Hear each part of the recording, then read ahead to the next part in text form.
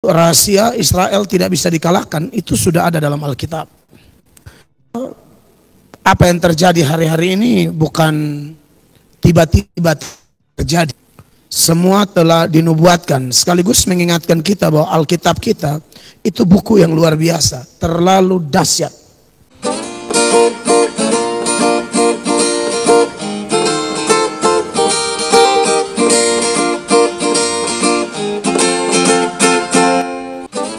Selamat malam Bapak Ibu, saudara-saudara yang saya kasihi dalam Tuhan Yesus.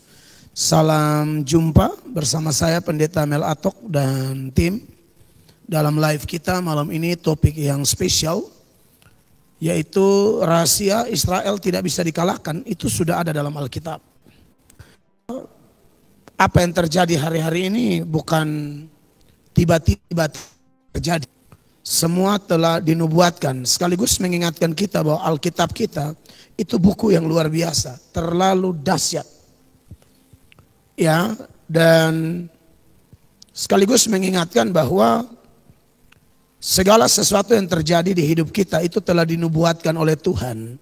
Apalagi berkaitan dengan bangsa pilihan Allah, yaitu Israel. Ini adalah pelajaran bagi orang Kristen supaya kita memahami. Karena saya pribadi sering mendoakan Israel, minta berkat bagi Israel. Dan saya secara terang-terangan juga mengatakan jangan coba-coba mengutuk Israel. Apa dasarnya saya ngomong itu? Tadi sudah ada video yang saya posting.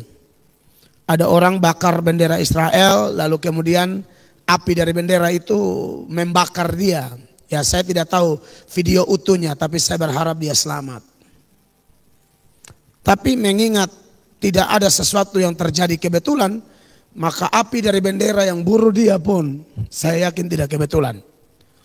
Hanya saja kita ini doa Israel tapi bukan benci Palestina. Ingat ya, karena di Palestina juga ada orang Kristen, di Gaza juga ada gereja. Jadi urusan kita ini apa? Dengan Israel, mari belajar Alkitab apa yang Tuhan ngomong tentang Israel. Ya, dan tentu kalau waktu memungkinkan kita akan buka tanya jawab yang Anda bisa kirimkan di kolom komentar yang ada. Dan tentu dengan hikmat kekuatan Tuhan saya akan menjawab. Namun sebelumnya mari kita satu dalam doa. Kita berdoa. Bapa di sorga, Allah yang hidup, Allah yang ajaib, Allah yang luar biasa, Allah yang tidak pernah tinggalkan perbuatan tangan-Mu.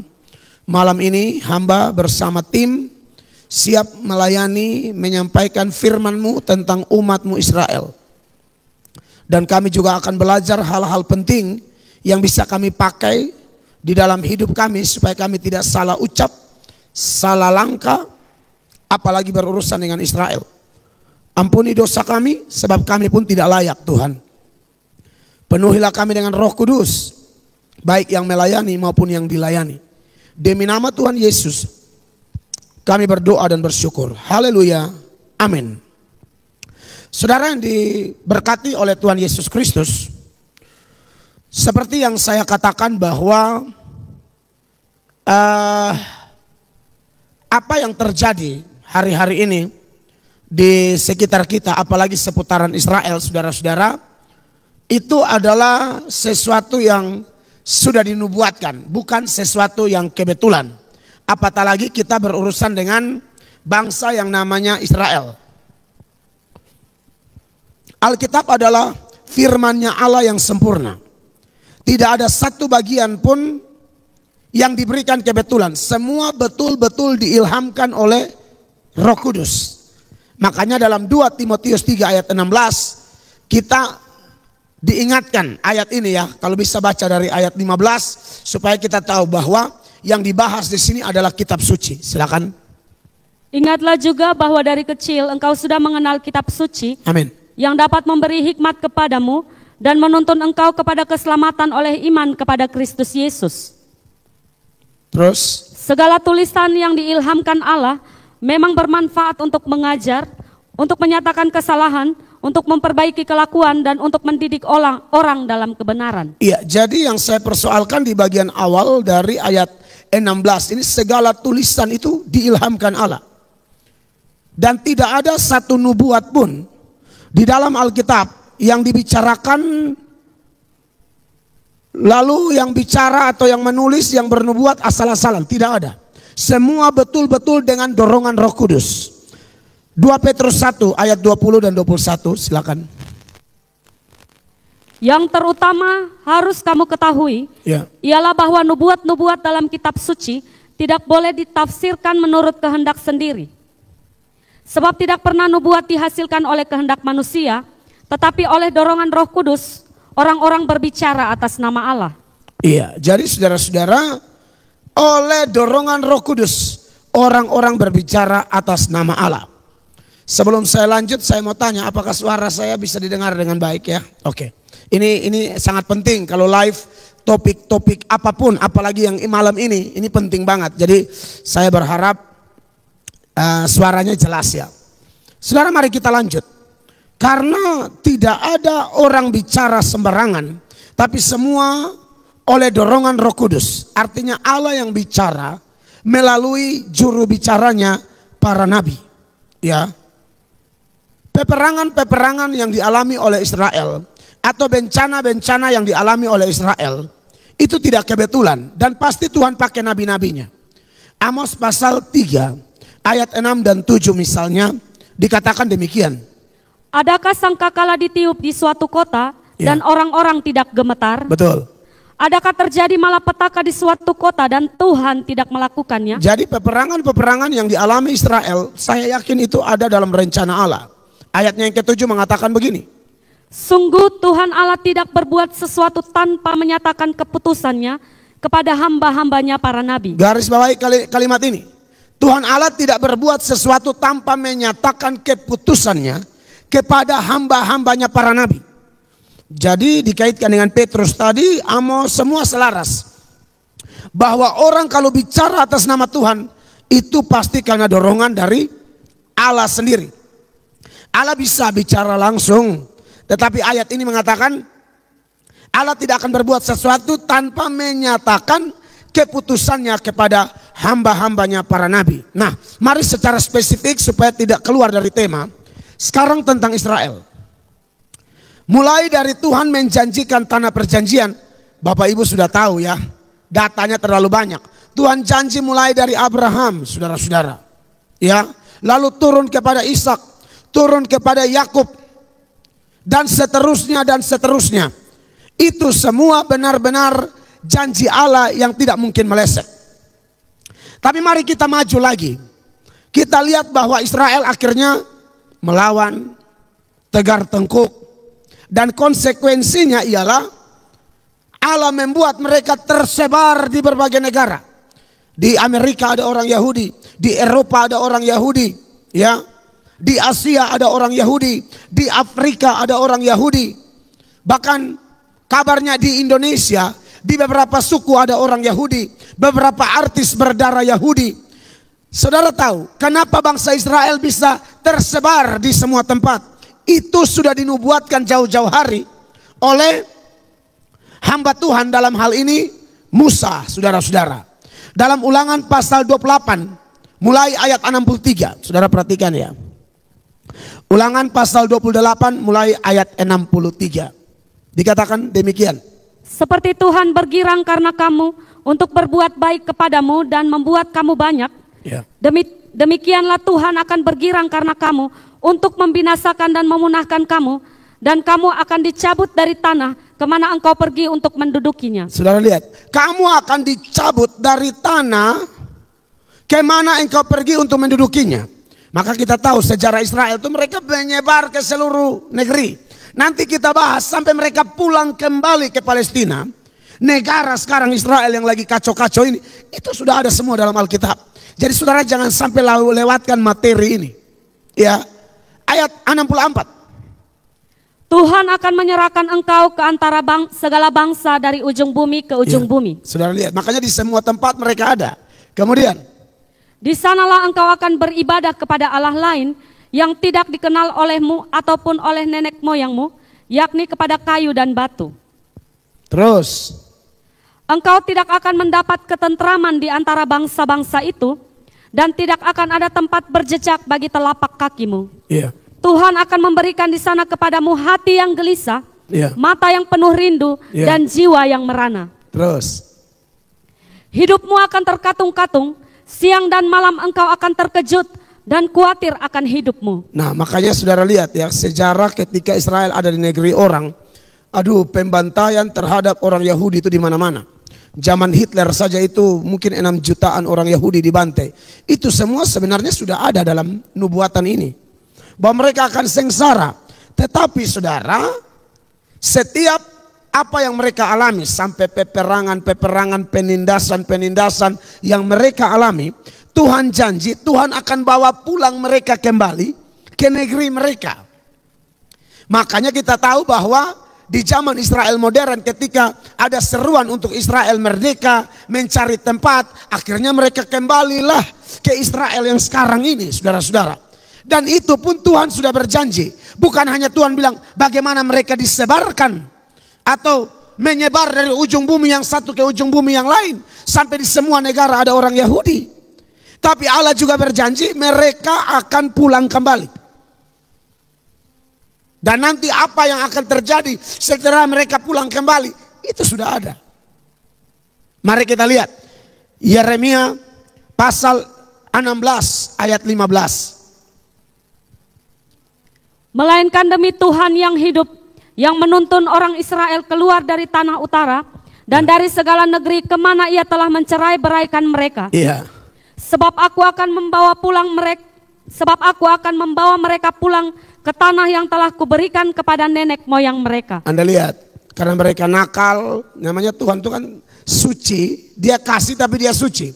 Tuhan bilang, negeri yang saya sudah kasih kau, saya akan cabut kau dari sana, dan saya bawa keliling kau dari ujung bumi satu ke ujung bumi yang lain. Tapi kemudian Tuhan janji lagi Israel, nanti saya akan bawa pulang engkau. Saudara catat Yeremia 16 ayat 15 ini. Sebab aku akan membawa mereka pulang ke tanah yang telah kuberikan kepada nenek moyang mereka. Yang mana? Palestina sekarang ini. Ya, ini makanya ini jadi masalah di sini.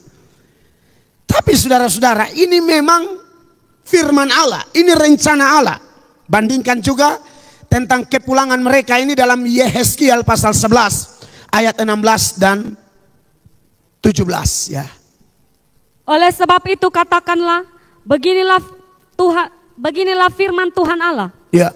Walaupun aku membawa mereka jauh-jauh di antara bangsa-bangsa, betul, dan menyerahkan mereka di negeri-negeri itu, ya, dan aku menjadi tempat kudus yang sedikit artinya bagi mereka di negeri-negeri di mana mereka datang. Terus 17.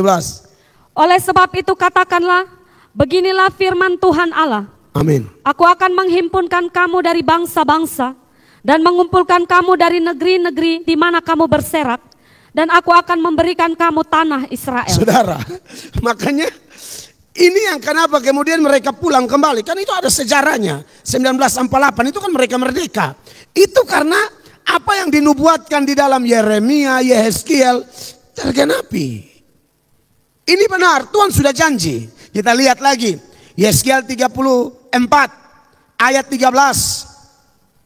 Ya, perhatikan. Aku akan membawa mereka keluar dari tengah bangsa-bangsa dan mengumpulkan mereka dari negeri-negeri dan membawa mereka ke tanahnya. Itu janji Tuhan. Ya, jadi Tuhan pasti bawa pulang mereka, saudara. Dan memang mereka sudah duduk di sana. Nanti baru kita lihat. Tapi kenapa kacau begitu? Itu juga sudah ada nanti, lengkap di Alkitab.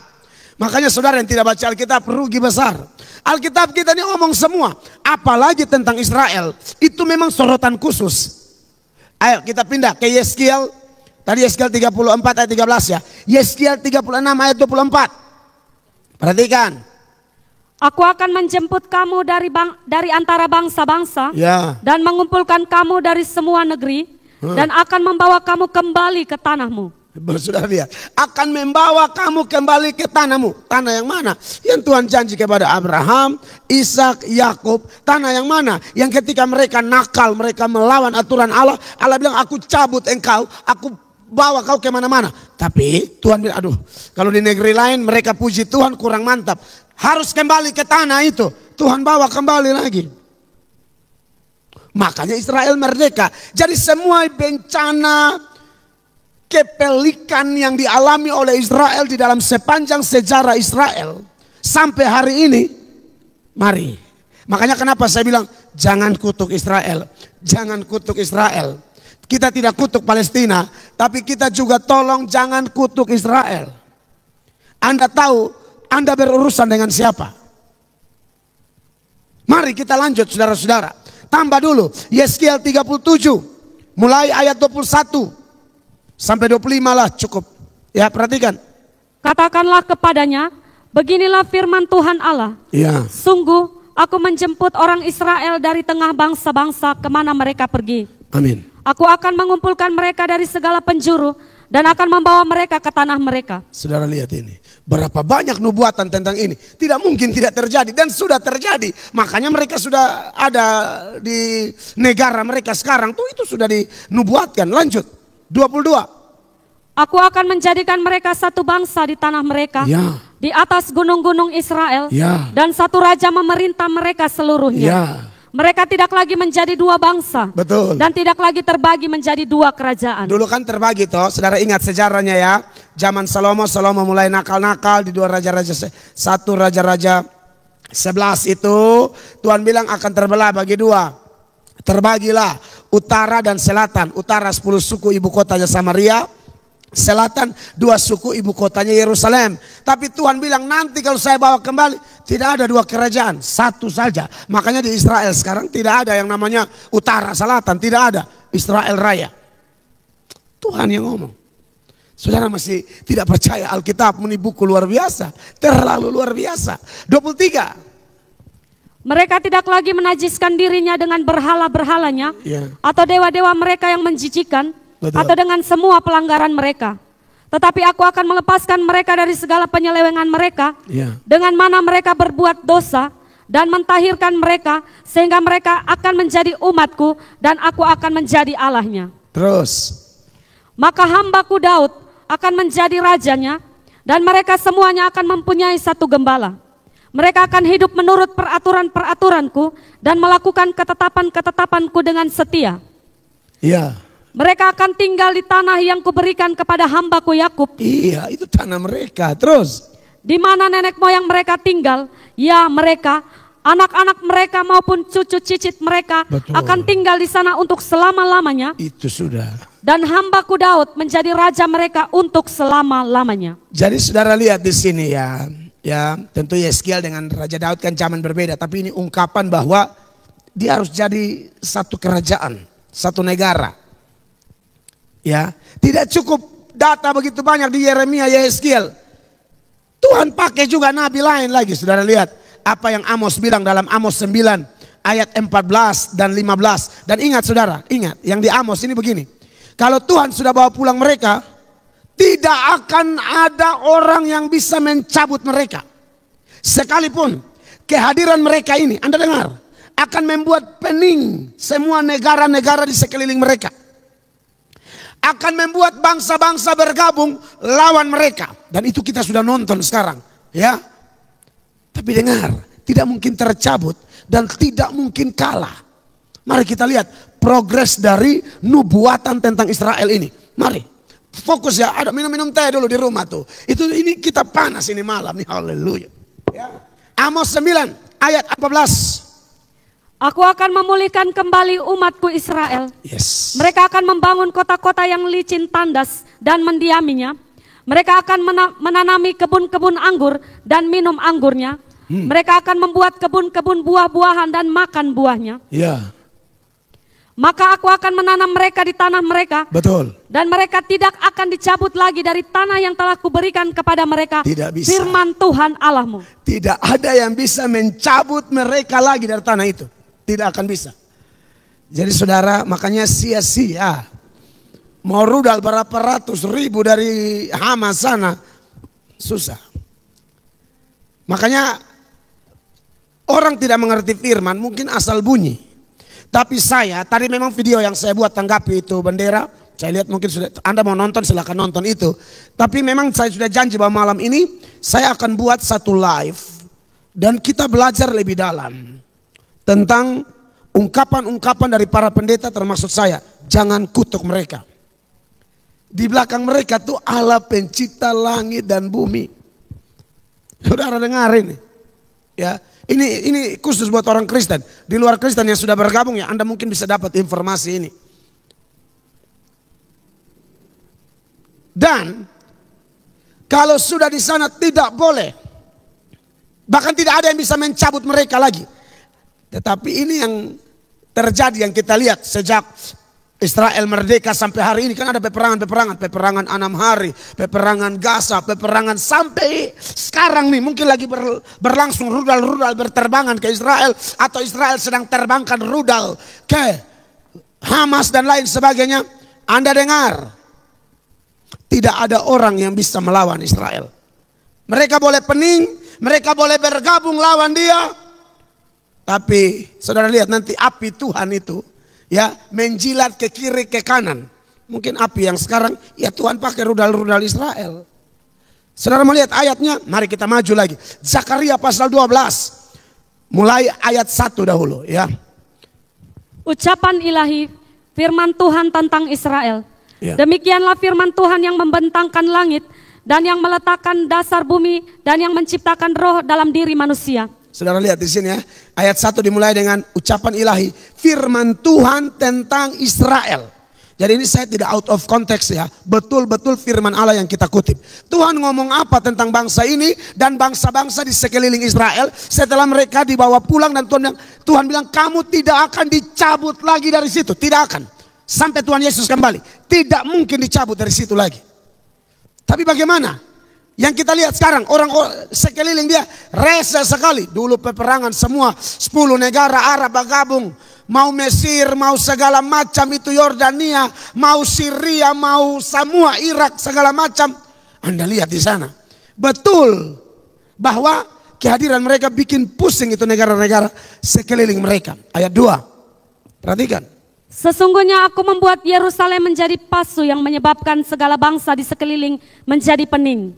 Ya. Juga Yehuda akan mengalami kesusahan ketika Yerusalem dikepung. Saudara garis bawah ya.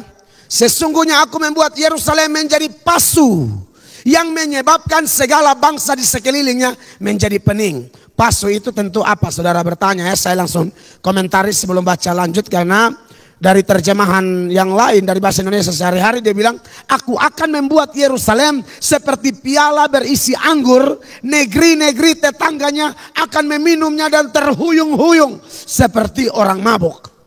Pening, pusing lihat Israel. Kenapa dia sekecil ini kok kuat sekali? Ya. Saya sebagai pribadi yang sudah Tuhan bawa ke Israel, saya bisa rasakan perbedaan itu. Dia tuh sangat menggoda, sangat menarik. Orang Kupang bilang mau baku rampas dia. Itu Israel. Ayat 3, lanjut dulu. Maka pada waktu itu aku akan membuat Yerusalem menjadi batu untuk diangkat bagi segala bangsa. Ya. Siapa yang mengangkatnya pastilah mendapat luka parah. Itu dia, itu yang Tuhan bilang. Jangan ganggu dia. Terus. Segala bangsa di bumi akan berkumpul melawannya. Saudara lihat toh. Makanya sekarang sudah mulai semua kumpul, kirim tentara lawan Israel. Kebijakan dari pemerintah Indonesia juga sudah dibuat. Itu sudah ada di Alkitab. Tentu kita tidak protes, bilang jangan, orang Alkitab sudah bilang orang akan lawan dia. Tapi nanti saya kasih tahu menang atau tidak, tidak mungkin. Kumpul sudah semua. Silakan pergi, karena itu sudah ada di nubuatan. Jadi kami yang belajar Alkitab, lihat ini di media, tidak kaget. Karena kami tahu semua data tentang mereka itu ada. Saudaraku, bukankah ini membuat Anda kagum kepada Tuhan Allah? Bukan kagum pada Israel, bukan. Kagum kepada Allah. Yang buat mereka tercerai ke ujung-ujung bumi, Tuhan Allah. Yang bawa kembali mereka, Tuhan Allah. Yang bilang mereka tidak akan dicabut lagi, Tuhan Allah. Yang bilang bangsa-bangsa sekelilingnya akan pusing, Tuhan Allah. Ya. Yang bilang nanti seluruh bangsa-bangsa bergabung lawan mereka, Tuhan Allah. Nanti kita lihat lagi, apalagi yang Tuhan Allah ngomong tentang Israel. Saudara, di ayat 3 ini saya suka terjemahan 85-nya, dia bilang begini. Tetapi bila mana hari itu tiba, aku akan membuat Yerusalem seperti batu yang berat Bangsa manapun yang mencoba mengangkatnya akan mendapat celaka. Semua bangsa di dunia akan bergabung untuk menyerang Yerusalem. Itu sudah terjadi, sedang terjadi, dan akan terjadi. Lanjut lagi saudara-saudara, ayatnya yang ke-5. Ayatnya yang ke-4 maksud saya ya. Silakan Kak.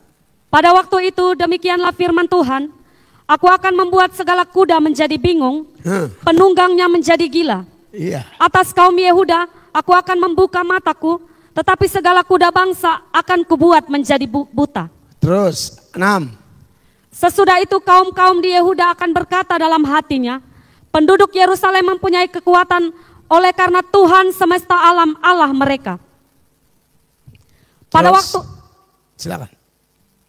waktu itu aku akan membuat kaum-kaum di Yehuda seperti anglo berapi di tengah-tengah timbunan kayu dan seperti sulu berapi di tengah-tengah timbunan bulir gandum.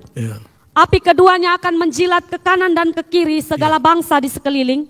Tetapi Yerusalem selanjutnya akan tetap tinggal di tempatnya yang dahulu. Iya, jadi katanya api akan sambar ke kiri, ke kanan.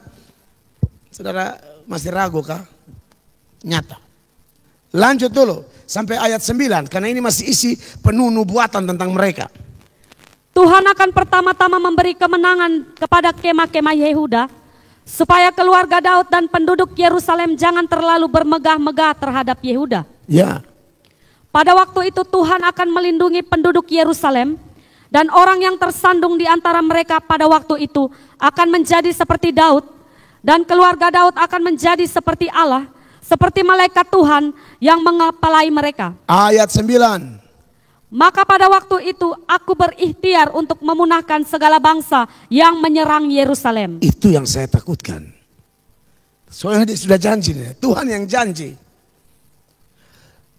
Aku berikhtiar untuk memunahkan segala bangsa yang menyerang Israel atau Yerusalem. Jadi kekasih Tuhan, ini firman Allah ya. Bagaimanapun kita ngomong tidak asal bunyi, ada dasar. Saya sempat nonton tuh ulama-ulama atau rohaniawan atau pejabat di Arab Saudi. Mereka ngomong dan mereka pakai data-data dari kitab suci mereka. Mereka bilang itu sudah jelas Tuhan sudah berfirman kepada Nabi Musa. Tanah itu milik Bani Israel. Jangan ganggu. Gus Dur waktu masih hidup. Gus Dur bilang tidak ada jalan lain. Kita harus bersahabat dengan Israel. Tapi sepertinya setelah Gus Dur pergi hilang. Ada videonya saya punya. Gus Dur ngomong pakai bahasa Inggris. Tidak ada jalan lain. Dan Gus Dur bilang begini. Saya sudah tahu waktu saya ngomong ini. Akan ada orang-orang garis keras yang benci saya. Tapi ini kebenaran. Gus Dur. Haleluya. Mungkin dia pernah baca ini. Jadi, kekasih-kekasih Tuhan, saya rasa live malam ini perlu kita perhatikan baik-baik. Nah, seputaran Zakaria tadi ya, pasal 12 ayat 1 sampai ayat 9 itu. Saya baca komentar dari Wycliffe Bible Commentary. Dia mengatakan begini. Aku membuat Yerusalem menjadi pasu yang menyebabkan pening. Ayat-ayat nubuatan ini membuat kita terpaksa menempatkannya pada sebelum kedatangan kembali Kristus secara kasat mata ke bumi. Pasu adalah simbol yang terkenal untuk murka Allah. Musuh-musuh yang mengepung Yehuda dan Yerusalem akan diberi pukulan. Apabila musuh-musuh Israel melibatkan diri untuk berperang dengannya, mereka sendiri akan luka dan hancur seperti anglo berapi di tengah-tengah timbunan kayu dan seterusnya. Jadi memang Israel ini luar biasa saudara-saudara ya. Dan sekarang kita lihat apakah orang sudah bergabung dari kiri kanan mau menyerang Israel? Pertanyaannya, bisakah mereka mengalahkan Israel? Sesuai tema kita malam ini, tidak bisa. Yeremia 15 ayat 20 dan 21. Terhadap bangsa ini, aku akan membuat engkau sebagai tembok berkubu dari tembaga. Yes. Mereka akan memerangi engkau, tetapi tidak akan mengalahkan engkau. Garis bawahi, mereka akan memerangi engkau, tetapi tidak akan mengalahkan engkau. Engkau di sini Israel. Terus.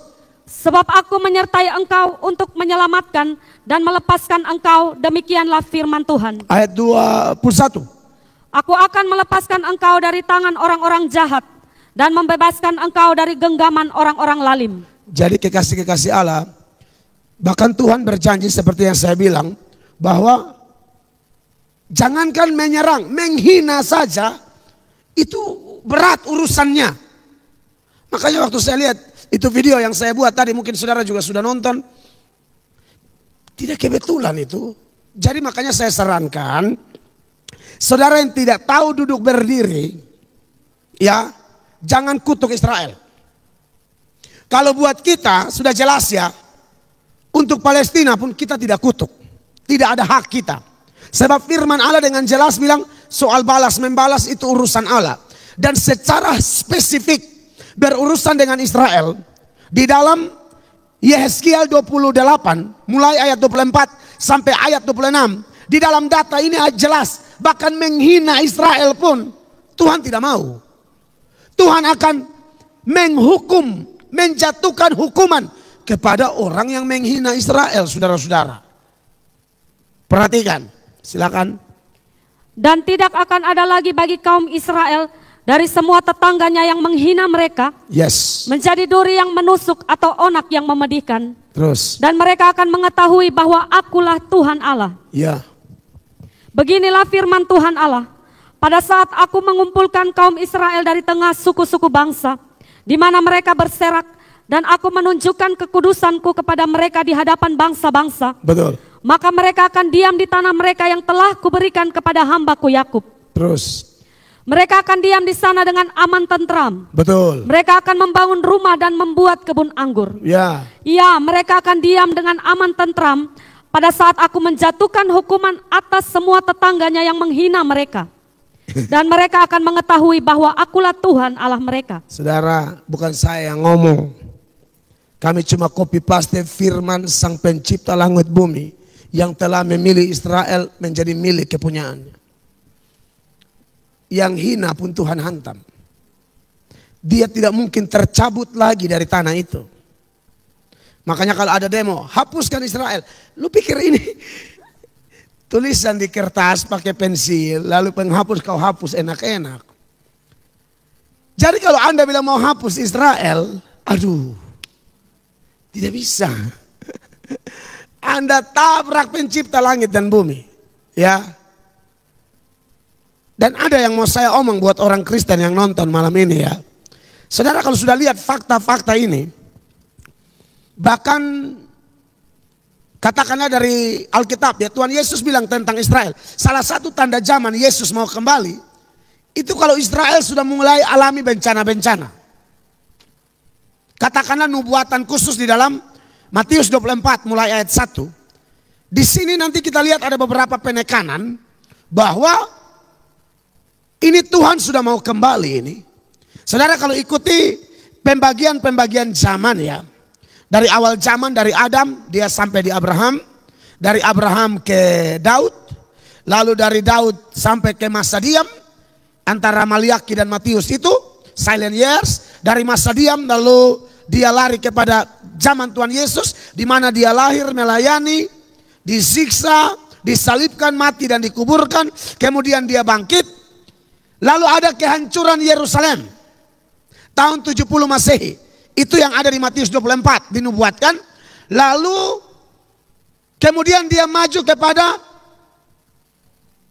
pengembaraan dari Israel yang tadi menyebar ke sana kemari, ya.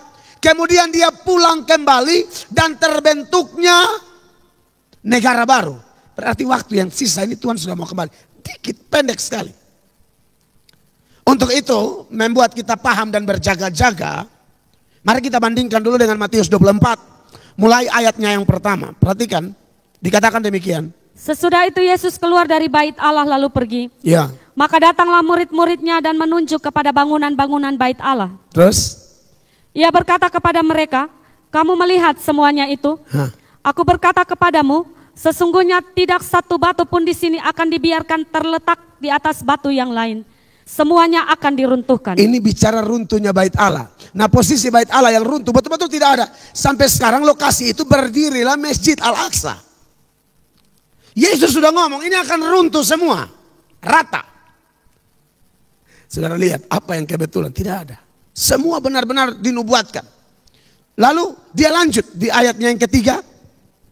Ketika Yesus duduk di atas bukit Zaitun, datanglah murid-muridnya kepadanya untuk bercakap-cakap sendirian dengan dia. Ya.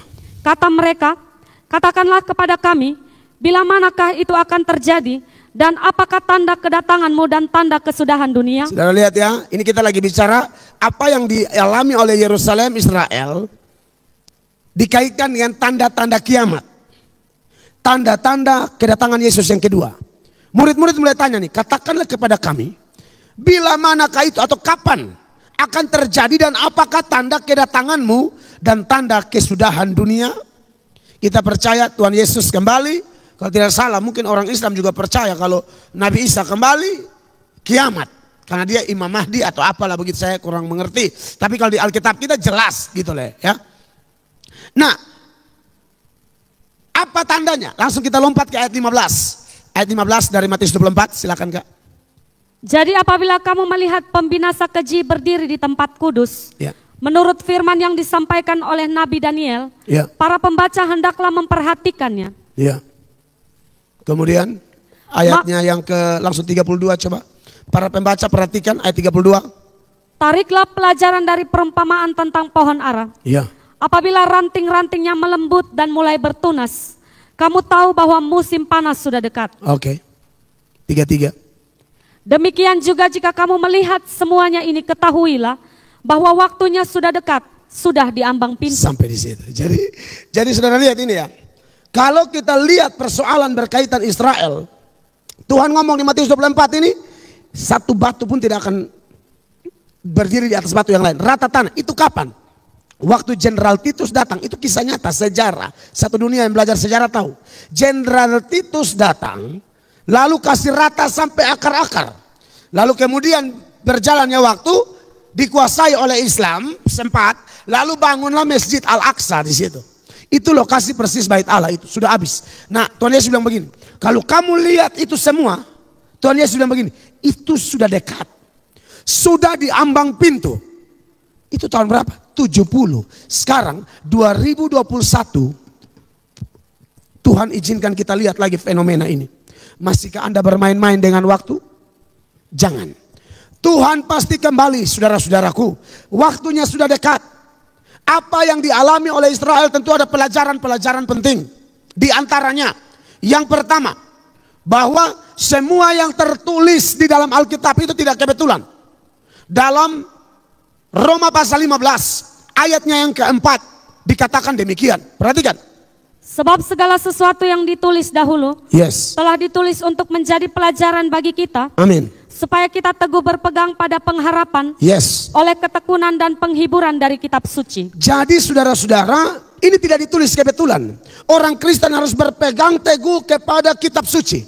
Semua tentang Israel tidak ada yang kebetulan. Dan hal yang kedua, bahwa Israel tidak bisa dikalahkan. Itu kenapa? Apa yang menyebabkan itu? Di dalam Roma pasal 8 ayat 31 dikatakan apa? Perhatikan. Sebab itu apakah yang akan kita katakan tentang semuanya itu? Yes. Jika Allah di pihak kita, siapakah yang akan melawan kita? Tidak bisa, saudara-saudara. Tidak ada yang bisa lawan kita. Jadi kalau Israel tidak bisa dikalahkan, ingat, bukan Israelnya hebat. Bukan. Tuhan yang hebat. Makanya Salomo, salah satu raja Israel yang terkenal itu, dalam Mazmur 127 ayat 1, dia bilang apa? Untuk mengingatkan kita, supaya kalau kita sukses, kita berhasil, kita jangan sombong. Perhatikan ini. Nyanyian ziarah Salomo. Ya. Jikalau bukan Tuhan yang membangun rumah, betul, sia-sialah usaha orang yang membangunnya. Yes. Jikalau bukan Tuhan yang mengawal kota, sia-sialah pengawal berjaga-jaga. Betul, saudara-saudara. Ya, jadi Israel bukan Israel hebat, tapi memang janji-janji Tuhan tidak mungkin salah. Ya. Nah, saudara-saudara, memang malam ini saya lebih betul-betul sorotan Apa kata Alkitab? Semua sejarah Anda bisa belajar sendiri, klik di internet, dapat. Tapi dari data-data Alkitab tadi mengingatkan bahwa Tuhan di balik Israel, bukan Israel hebat.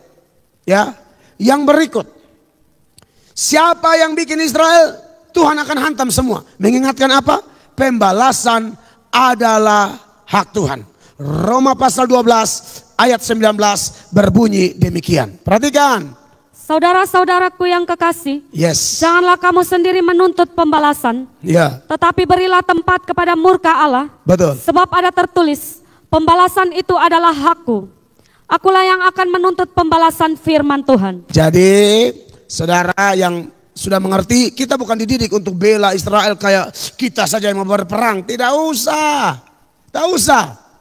Orang Palestina juga tidak usah Anda kutuk. Doakan, bilang Tuhan, ampuni. Kalau Israel juga salah, kita minta ampun. Karena bagaimanapun, sekalipun ada janji-janji itu, tetap Israel manusia-manusia berdosa juga yang bisa salah. Jadi kita tidak membela membabi buta di mana. Kalau ada data dan memang itu data benar misalnya, tentang Israel melakukan pelanggaran hak asasi manusia misalnya, oh itu orang Kristen tidak perlu bela yang begitu-begitu. Tapi tetap kita tidak disuruh mengutuk. Dosa tetap dosa, tapi jaga mulut kita, belajar Alkitab baik-baik, dan urusan kita mendoakan Israel supaya segala sesuatu yang menjadi rencana Tuhan pasti tergenapi. Saya lihat ada yang masuk mengatakan ada saatnya hancur. Tidak akan.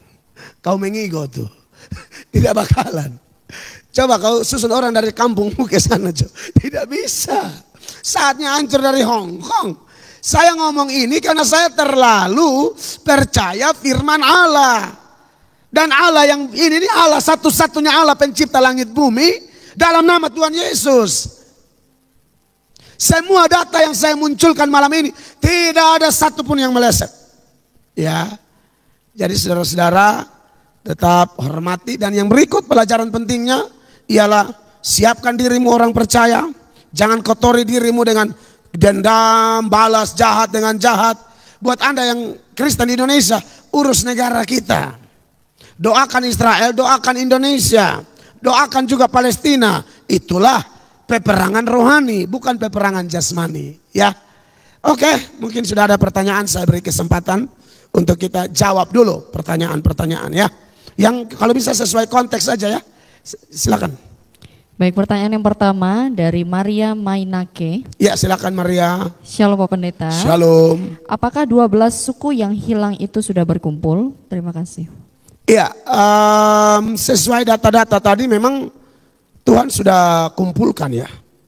Maka saya percaya bahwa kalau kita lihat di zaman Paulus misalnya, Paulus itu orang Benyamin dan memang yang menyolok cuma Benyamin dan Yehuda. Tapi sesuai janji Tuhan itu, maka kelihatannya memang sudah berkumpul. Saya memang tidak memiliki survei suku-suku apa saja yang ada di sana. Karena sejauh ini memang harus mereka langsung bicara tuh Israel. Tidak bicara lagi. Kalau dulu kan ada perwilayah, Efraim di sini, Manasye di sini, Dan di sini, Naftali di sini, Zebulon di sini. Tapi yang sekarang kelihatannya dari keturunan mereka memang paling mayoritas itu dua suku ya. Benyamin sama Yehuda ya. Tapi saya pikir pasti masih ada sisa-sisa dari 12 suku itu ya. Begitu. Oke, Tuhan berkati. Next. Selanjutnya dari Arung Biring. Ya. Shalom Pak Pendeta. Ya. Apakah Israel modern sekarang ini masih tetap bangsa pilihan? Terima kasih. Iya. Secara rohani sudah tidak lagi. Karena semua yang menjadi hak-hak mereka itu sudah dipindahkan ke gereja ya. Mari kita lihat di dalam 1 Petrus ya. Tunggu saya tunjukkan ayatnya supaya kita lihat dulu. Ya, 1 Petrus pasalnya yang kedua, ayatnya yang ke-9.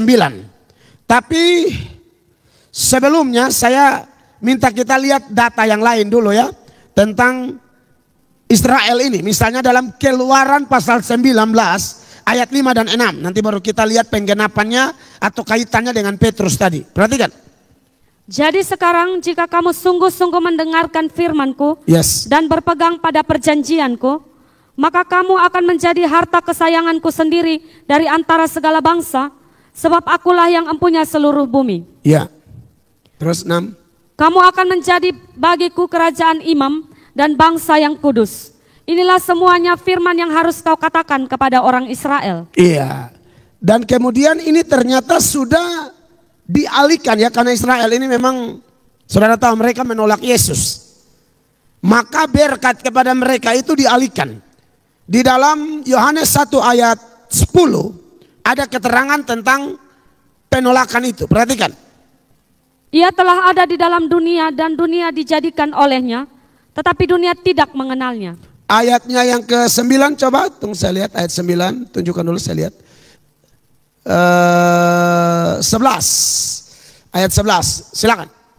Ia datang kepada milik kepunyaannya, tetapi orang-orang kepunyaannya itu tidak menerimanya. Nah, inilah Israel. Israel tolak, maka penolakan ini berujung kepada berkat itu dialihkan ke bangsa-bangsa. Ya, maka bangsa-bangsa ini yang dimaksudkan adalah semua orang yang percaya kepada Yesus, yang kemudian disebut gereja. Makanya dalam 1 Petrus 2 ayat 9, berkat-berkat rohani yang diberikan kepada Israel dialihkan kepada gereja. Perhatikan ayat ini. Tetapi kamulah bangsa yang terpilih, imamat yang rajani, bangsa yang kudus, umat kepunyaan Allah sendiri, supaya kamu memberitakan perbuatan-perbuatan yang besar dari Dia, yang telah memanggil kamu keluar dari kegelapan kepada terangnya yang ajaib. Ya, itu definisi gereja kan, dari eklesia dipanggil dari gelap menuju terang. Dan ini diteguhkan lagi di ayat 10. Perhatikan. Kamu yang dahulu bukan umat Allah, tetapi yang sekarang telah menjadi umatnya, yang dahulu tidak dikasihani, tetapi yang sekarang telah beroleh belas kasihan. Nah, jadi berarti Israel ini, saudara-saudara, secara rohani sudah dialihkan berkatnya kepada gereja. Kamu bangsa terpilih, imamat yang rajani, umat kudus, itu dialihkan ke gereja. Ya. Tetapi saya mau kasih tahu saudara, secara nasional, karena Tuhan bilang kamu selama-lamanya bangsa pilihan Allah. Secara nasional mereka tetap bangsa pilihan Allah. Itu jawaban saya ya. Jadi harus dibedakan antara berkat rohani dan secara nasional. Secara nasional tidak ada bangsa lain yang pilihan Allah, cuma Israel. Tapi berkat rohani itu sudah menyebar ke seluruh gereja di seluruh dunia. Makanya Yesus bilang, jadikan semua bangsa muridku. Seperti itu. Next. Itu jawaban sederhana saja ya. Selanjutnya dari Luna Jaime. Ya. Shalom Pak Pendeta. Shalom. Pertanyaan saya, Allah sudah keluarkan firman. Apakah mungkin Allah akan cabut kembali? Terima kasih. Kalau bertolak dari Yesaya 55 ayat 11, tidak mungkin ya Allah mencabut kembali. Ya, perhatikan, silakan Yesaya 55 ayat 11. Demikianlah firman-Ku yang keluar dari mulutku. Ia tidak akan kembali kepadaku dengan sia-sia, tetapi ia akan melaksanakan apa yang Ku kehendaki dan akan berhasil dalam apa yang Kusuruhkan kepadanya. Ya, jadi tidak bisa kembali lagi. Yesaya 43 ayat 13. Yesaya 43 ayat 13. Juga seterusnya aku tetap Dia dan tidak ada yang dapat melepaskan dari tanganku. Aku melakukannya, siapakah yang dapat mencegahnya? Tidak ada yang bisa mencegah. Kalau Tuhan sudah lakukan, terjadi. Yesaya 14 ayat 24. Tuhan semesta alam telah bersumpah firman-Nya. Sesungguhnya seperti yang Kumaksud, demikianlah akan terjadi, dan seperti yang Kurancang, demikianlah akan terlaksana. Ayat 26. Itulah rancangan yang telah dibuat mengenai seluruh bumi, dan itulah tangan yang teracung terhadap segala bangsa. 27. Tuhan semesta alam telah merancang, siapakah yang dapat menggagalkannya? Tangannya telah teracung, siapakah yang dapat membuatnya ditarik kembali? Berarti tidak bisa lagi. Kalau Tuhan sudah berfirman, selesai. Apa yang dia firmankan dia lakukan. Apalagi menyangkut umatnya. Ya, itu pasti dia lakukan. Dan sudah terbukti dan sedang terbukti. Wow, kita sembah Tuhan yang hebat. Oke, next. Selanjutnya dari Glenn Matthew. Shalom Pak Pendeta. Shalom. Apakah jika bangsa Israel percaya Yesus, maka akhir zaman akan terjadi? Terima kasih. Ya, begini saudara. Jangankan percaya. bencana yang mereka alami saja, akibat ketidakpercayaan mereka, Yesus bilang itu sudah diambang pintu. Apalagi kalau mereka percaya. Wow, itu memang betul-betul sudah mau kiamat. Saya yakin sekali.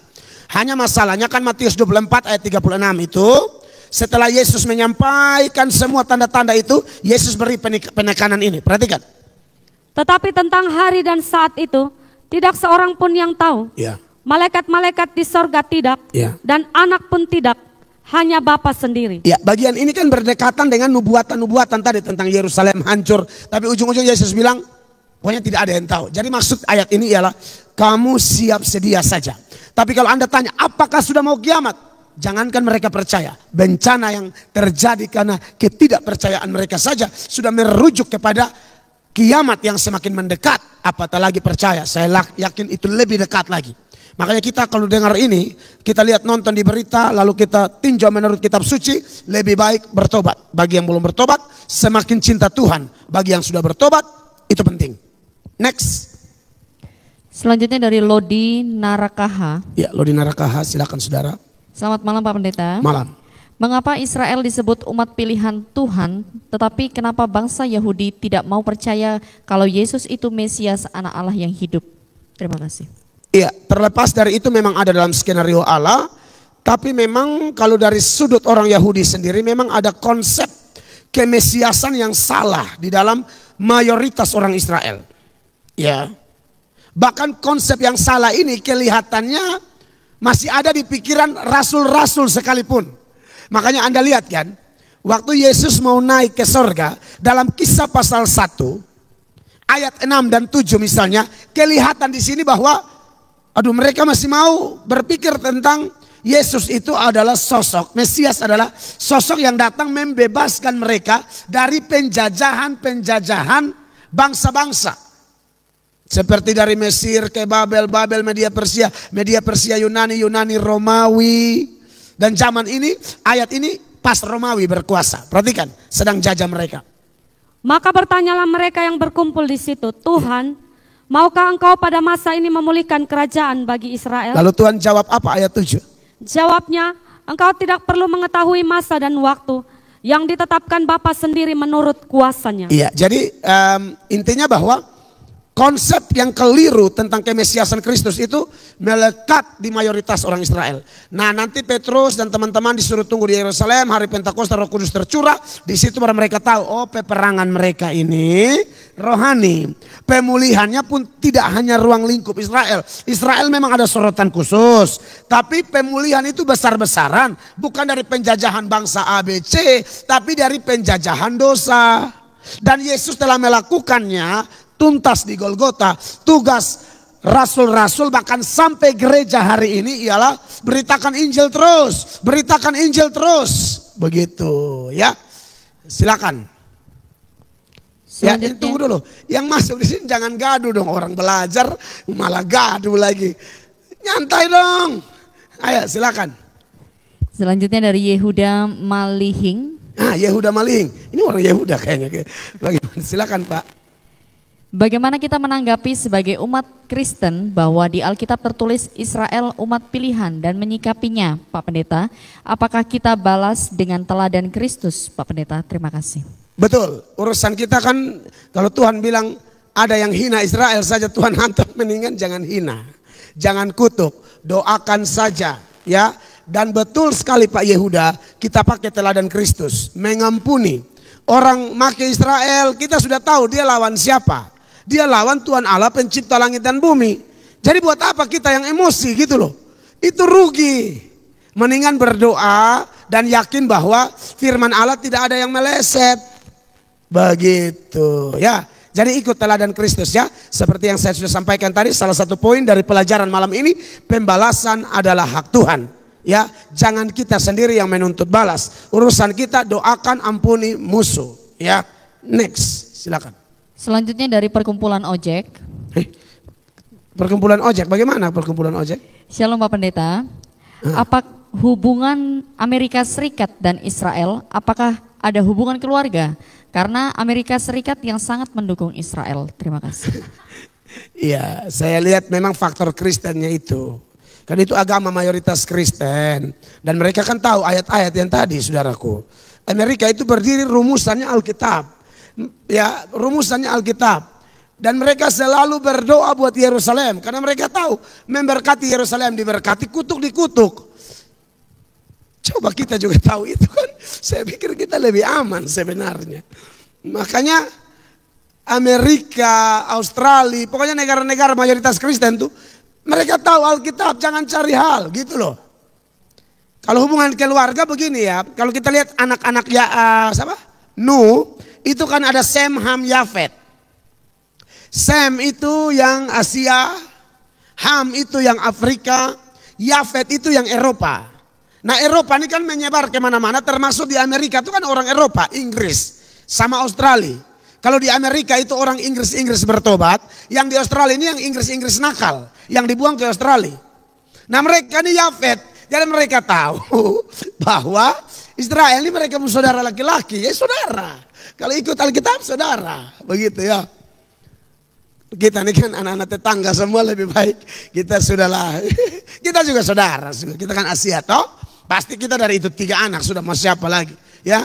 Tidak ada bilang jangan sampai saya dari Obajo, tidak ada. Ya, oke. 1 atau 2 pertanyaan lagi lalu kita akan close ya. Silakan, ini tambah enak ya, tambah lama ya. Silakan. Baik, pertanyaan selanjutnya dari Pak Tafib Yulianto. Ya Pak, silakan. Shalom Pak Pendeta. Shalom Pak. Bagaimana kehidupan bangsa Israel sekarang? Apakah mereka masih benar atau sudah hidup menyimpang di depan mata Tuhan? Dan apa resikonya? Terima kasih. Kalau saya lihat mereka menyimpangnya sangat berat Pak. Dan penyimpangan terbesar, dosa terbesar mereka adalah belum menerima Yesus itu Pak. Itu dosa terbesar mereka. Nah kalau orang sudah tidak punya Yesus itu bahaya sekali Pak. Mereka akan berusaha selamat dengan usaha mereka dan lain sebagainya. Makanya kita yang sudah dapat Yesus, kita kasihan lihat mereka sebenarnya. Dan kita harus berdoa buat Israel Pak. Makanya saya di Israel, waktu saya ke Israel tuh saya berdoa buat negara ini. Karena faktanya Israel asli di Israel sekarang dari 9 jutaan penduduk itu baru 10 ribuan atau mungkin belasan ribu yang Kristen lahir baru, yang terima Yesus dan memiliki Roh Kudus Pak. Yang lain ini tidak memiliki Yesus. Dan kalau akarnya sudah tidak memiliki Yesus dan ini pasti dosa terbesar, maka itu pasti akan melahirkan dosa-dosa yang lain Pak. Jadi kalau dari situ saja saya sudah bisa lihat bahwa pasti orang Israel yang sekarang bahaya Pak. Kita harus banyak berdoa buat mereka. Ya.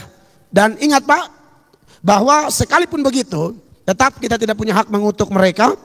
Tuhan punya anak, Tuhan yang akan beracara dengan mereka. Mau cubit, mau jewer, mau tampar, mau gimana, serahkan kepada Tuhan. Begitu ya. Oke, silakan. Pertanyaan terakhir dari Fanny May. Ya. Shalom Pak Pendeta. Shalom. Mengapa Israel menyerang Palestina? Apakah karena tanah itu milik orang Israel?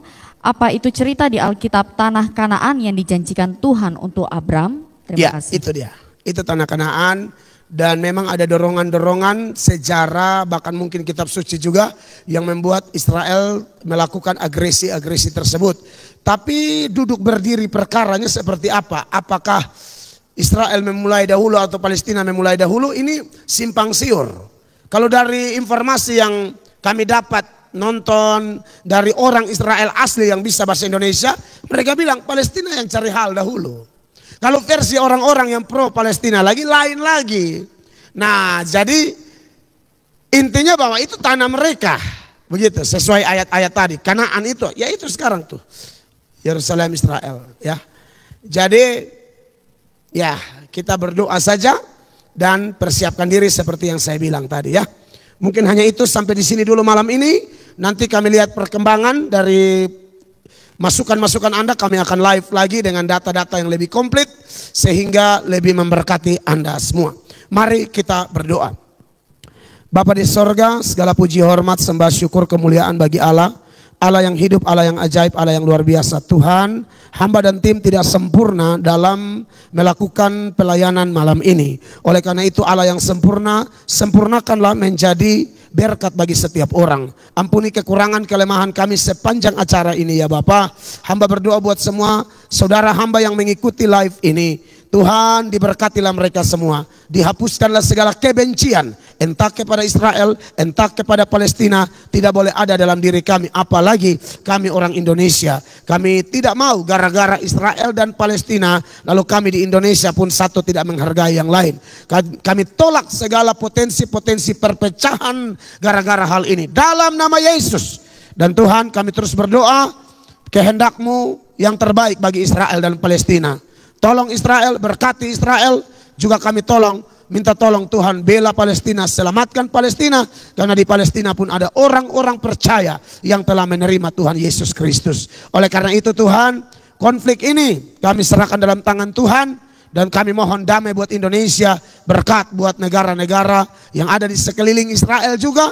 Ampuni mereka kalau mereka menghina, membenci Israel. Dan ampuni Israel kalau Israel lah yang memulai dahulu Tuhan. Tapi kami sebagai orang Kristen, kami tidak akan pernah berani mengutuk Israel. Urusan kami mendoakan, bahkan memberkati Israel. Ya Bapa di sorga, diberkatilah semua yang ikut live. Yang lemah Tuhan kuatkan, yang jatuh Tuhan angkat kembali, yang berdosa Tuhan ampuni, yang tak sakit Tuhan sembuhkan. Pemulihan terjadi bagi semua saudara hamba ini. Biar Indonesia tetap bersatu, nama Tuhan dipuji dipermuliakan. Dalam nama Yesus kami berdoa dan mengucap syukur. Haleluya. Amin.